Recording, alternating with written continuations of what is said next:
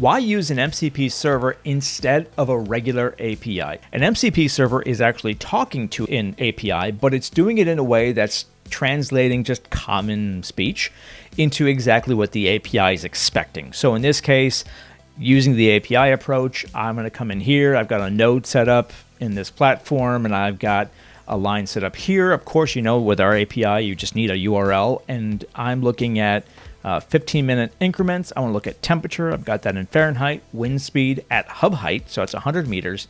And then here is the lat long using the model mix and the JSON format. So let's go ahead and kick that off, and boom, we've got the data that we need right there. Pretty fast, easy to work with, and we're all set. Let's say you want to have a little bit more of a direct experience. You're not quite sure what you need, but you want to at least see the data. So in this case, I'm going to say, ask Meteomatics for the 5-day forecast for Los Vientos wind farm in Texas. I want hub height, cheapers.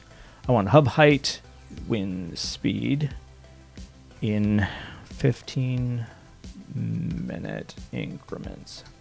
Yeah, that works. So it really depends on how you like to work with the data. Do you like actually querying the API yourself and putting it directly into your workflow? Or do you want to use an MCP where you're just asking a question, it's spitting out a response? It's ultimately your decision. The MCP makes things a lot easier.